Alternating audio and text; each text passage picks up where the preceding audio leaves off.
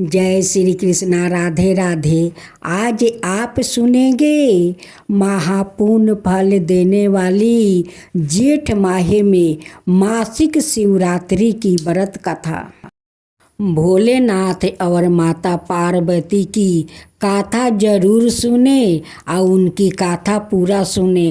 कहते हैं कि भोलेनाथ अगर प्रसन्न हो जाते हैं तो सारे मनोकामना को पूरा कर देते हैं। और माता पार्वती स्त्रियों की अखंड सौभाग्य रहने की वो वरदान भी देती है, अमर भी बना देती है। तो बोलो भोलेनाथ की जय, माता पार्वती की जय। जय श्री कृष्णा। राधे राधे। अब सुनेंगे मासिक शिवरात्रि व्रत कथा। भविष्य पुराण में लिखा है कि पृथ्वी पर जितने भी तीर्थ और व्रत है वो सब इस सोमवार की व्रत की 16वीं काल को भी नहीं पा सकते। जो सोमवार को भगवान शिव का अर्चना करते हैं उनके लिए इस लोक और परलोक में कुछ भी दुर्लभ नहीं है।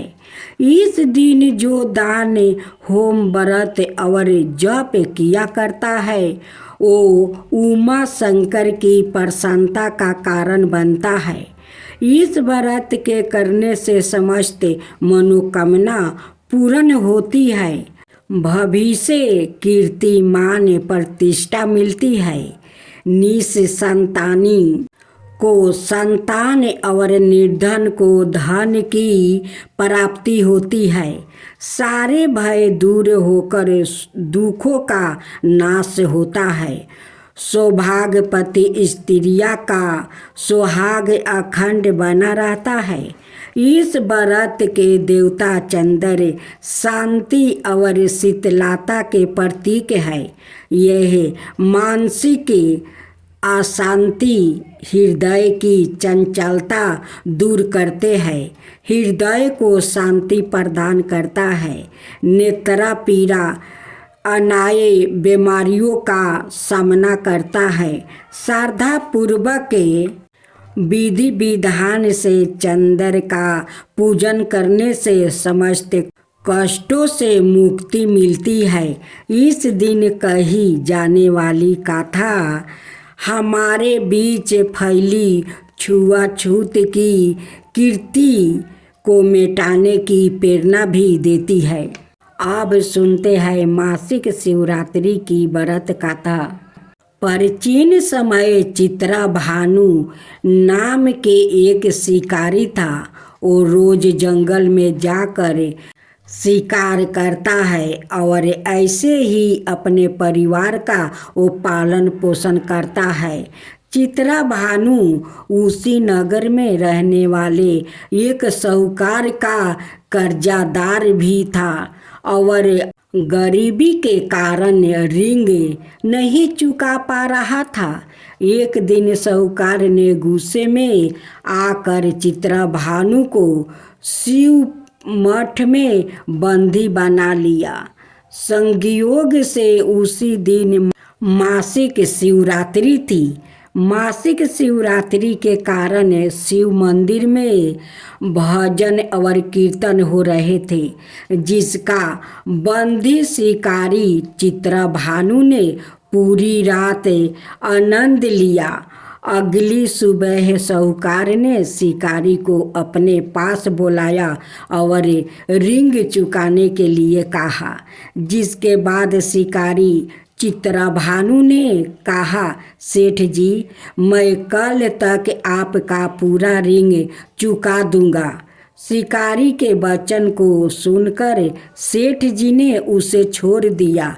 सेठ आजाद होकर शिकारी शिकार के लिए जंगल में गया, किंतु पूरी रात बंदी गिरह में भूखा पियासा होने के कारण वो थक गया था और शिकार की खोज में जंगल में बहुत दूर आ चुका था, जहाँ से उसे लौटने में सूर्यास्त होने लगा, जिसके बाद उसने सोचा आज तो रात जंगल में ही बितानी पड़ेगी। ऊपर से उसे कोई शिकार भी नहीं मिला था जिसे सेठ जी का ऋण वो चुकता कर सके। यह सोचते सोचते वो एक तालाब के पास पहुंच गया और भर पेट पानी पीकर वो सुस्ताने के लिए एक बेल के पेड़ पर चढ़ गया जो उसी तालाब के किनारे पर उसी पेड़ के नीचे एक शिवलिंग था जो पत्तियों से ढके होने के कारण नहीं देख रहा था। कर्ज चुकाने और परिवार के लिए खाना लेने की चिंता में व्याकुल शिकारी चित्रा भानु पेड़ पर बैठे बैठे बेलपत्र को तोड़ तोड़ कर नीचे गिराए जा रहा था। संजोग बस वो सभी बेलपत्र भगवान शिवलिंग पर ही गिर रहे थे। शिकारी चित्रा भानु रात्रि से लेकर पूरे दिन भूखा प्यासा था, जिसके कारण उसका मासिक शिवरात्रि का व्रत हो गया। कुछ समय बाद उस तालाब पर पानी पीने के लिए एक गर्भिणी हिरनी आई और पानी पीने लगी। हिरनी को देखकर शिकारी चित्रा भानु ने अपने धनुष पर तीर चढ़ा लिया और छोड़ने लगा। तभी गर्भिणी हिरनी बोली, रुक जाओ, मुझे मत मारो, मैं गर्भवती हूँ और तुम एक साथ दो जीवों की हत्या नहीं कर सकते, परंतु मैं जल्दी ही प्रस्ताव करूँगी, जिसके बाद मैं तुम्हारे पास आ जाऊँगी, तब तुम मेरा शिकार कर लेना। उस हिरनी की बात सुनकर चित्रा भानु ने अपने धनुष को नीचे कर लिया और हिरनी झाड़ियों में लुप्त हो गई। इस दौरान जब शिकारी ने अपने धनुष की परचंचा चढ़ाई और ढीली करी तो कुछ बेलपत्र टूटकर शिवलिंग के ऊपर गिर गया, जिसके कारण शिकारी के हाथों से प्रथम पहर की पूजा भी हो गई। कुछ समय बाद दूसरी हिरनी झाड़ियों से निकली, जिसे देखकर शिकारी के खुशी का ठिकाना नहीं रहा। चित्रा भानु ने उस हिरनी का शिकार करने के लिए फिर से धनुष उठाया और तीर छोड़ने लगा। तभी हिरनी बोली, हे शिकारी, आप मुझे मत मारो, मैं अभी ऋतु से निकली हूँ और अपने पति से बिछड़ गई हूँ। उसी को ढूंढती हुई मैं यहाँ तक आ पहुँची। मैं अपने पति से भेंट कर लूँ, उसके बाद तुम मेरा शिकार कर लेना। यह कहकर वो हिरनी वहाँ से चली गई। इस दौरान शिकारी चित्रा भानु 2 बार अपना शिकार खो दिया था, जिससे वो और चिंता में पड़ गया। उसे सेठ जी का ऋण चुकाने की चिंता हो रही थी। जब शिकारी ने दूसरी बार हिरनी का शिकार करने के लिए धनुष पर परचंचा चढ़ाई तो फिर से कुछ बेलपत्र धनुष के टकराने के कारण टूटकर शिवलिंग के ऊपर गिर गया। ऐसे में पूजा का दूसरा पहर भी संपन्न हो गया। ऐसे में अर्धरात्रि बीत गई।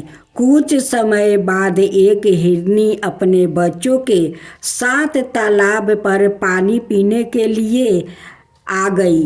इस बार चित्रा भानु ने बिना देर किए धनुष पर परचंचा चढ़ाई और तीर को छोड़ने लगा। तभी वो हिरनी बोली, हे शिकारी, आप मुझे अभी मत मारो, यदि मैं मर गई तो मेरे बच्चे अनाथ हो जाएगा। मैं इन बच्चों को इनके पिता के पास छोड़ आऊं, जिसके बाद तुम मेरा शिकार कर लेना। उस हिरनी की बात सुनकर शिकारी चित्रभानु जोर से हंसने लगा और कहा, सामने आए शिकार को कैसे छोड़ सकता हूँ? मैं इतना भी मूर्ख नहीं हूँ।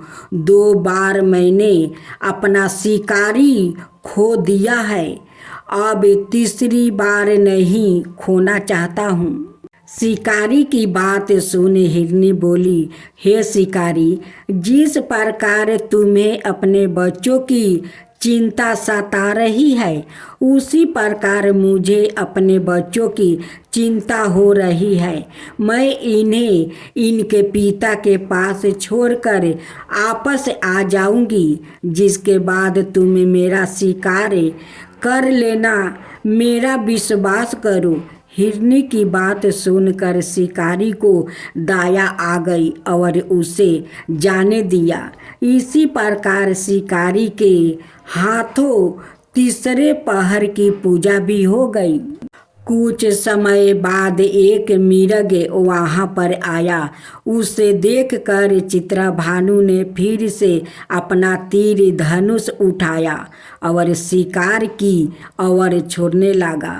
तभी मिर्ग ने बड़ी विनम्रता से बोली, हे शिकारी, यदि तुमने मेरे तीनों पत्नियों और छोटे छोटे बच्चों को मार दिया है तो मुझे भी मार दो, क्योंकि उनके बिना मेरा इस दुनिया में कोई नहीं है। यदि तुमने उनको नहीं मारा है तो मुझे भी जाने दो, क्योंकि मैं उन तीनों हिरनियों का पति हूँ और वो मेरी ही तलाश कर रही है। यदि मैं उन्हें नहीं मिला तो वो सभी मर जाएगी। मैं उन्हें सभी से मिलने के बाद तुम्हारे पास आ जाऊंगा, जिसके बाद तुम मेरा शिकार कर सकते हो। उस मिर्ग की बात सुनकर शिकारी को पूरी रात का घटना चक्कर समझ आ गया। मिर्ग ने शिकारी को कहा, मेरी तीनों पत्नियां जिस प्रकार परण करके गई है, उसी प्रकार वो वापस आ जाएगी, क्योंकि वो तीनों अपने वचन की पक्की है। और यदि मेरी मृत्यु हो गई तो वो तीनों अपने धर्म का पालन नहीं करेगी। मैं अपने पूरे परिवार के साथ शीघ्र ही तुम्हारे सामने आ जाऊंगा। कृपा करके अभी मुझे जाने दो। शिकारी चित्रभानु ने उस मिर्ग को भी जाने दिया। इस प्रकार बार बार धनुष उठाने और नीचे रखने में बेलपत्र गिरने के कारण अनजाने में उस शिकारी से भगवान शिव जी की पूजा संपन्न हो गई, जिसके बाद शिकारी का हृदय बदल गया और उसके मन में शक्ति की भावना उत्पन्न हो गई। कुछ समय बाद मिर्ग अपने पूरे परिवार अर्थात तीनों हिरनी और बच्चों के साथ उस शिकारी के पास आ गया और कहा कि हम अपनी प्रतिज्ञा अनुसार यहाँ आ गया है। हे शिकारी, आप हमारा शिकार कर सकते हैं। जंगल के पशुओं की सच्ची भावना को देखकर शिकारी चित्रभानु का हृदय पूरी तरह पिघल गया और उसी दिन से उसने शिकार करना छोड़ दिया। अगले दिन वो नगर लौटा और किसी और से लेकर उधार लेकर सेठ जी का ऋण चुका दिया और सवाए मेहनत मजदूरी करने लगा। जब शिकारी चित्रभानु की मृत्यु हुई तो उसे यमदूत लेने आया, किंतु शिव दूतों ने उन्हें भगा दिया और उसे शिव लोक ले गया। इस प्रकार उस शिकारी को मोक्ष की प्राप्ति हुई। दोस्तों, मासिक शिवरात्रि की व्रत कथा में इतना ही पूजा विधि और इससे संबंधित और जानकारी के लिए हम समाप्त होता है। जय शिवा ओमकारा, प्रभु हरे शिवा ओमकारा, ब्रह्मा विष्णु सदा शिव अर्धंगिनी धारा। ओम जय शिवा ओमकारा, एकानन चतुरानन पंचानन राजे, शिव पंचानन राजे। हंसासन गरुड़ासन विषवाहन साजे। ओम जय शिवा ओमकारा, दो भुज चार चतुर भुज दस भुज अति सोहे, तीनों रूप निरखता त्रिभुवन जन मोहे। ओम जय शिवा ओमकारा,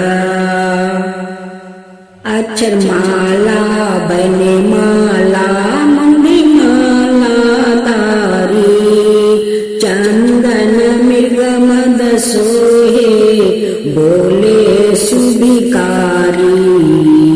ओम जय शिवा ओमकारा, श्वेतांबर पीतांबर गंबर अंगे, सनकादिक बरे मादिकी भूतादिकी संगे। ओम जय शिवा ओमकारा, करके मध्यम कमंडल चक्र त्रिशूल धरता, जग करता जग भरता जग पालन करता। ओम जय शिवा ओमकारा, ब्रह्मा विष्णु सदा शिव जानते अविवेका, प्राण बचर के मध्यम याहे तीनों एका। ओम जय शिवा ओमकारा, तिरगुण शिव जी के आरती जो कोई नर गावे, शिवा जो कोई नर गावे। कहत शिवानंद स्वामी मन भजत शिवानंद स्वामी, मन वांछित फल पावे। ओम जय शिवा ओमकारा, जय शिवा ओम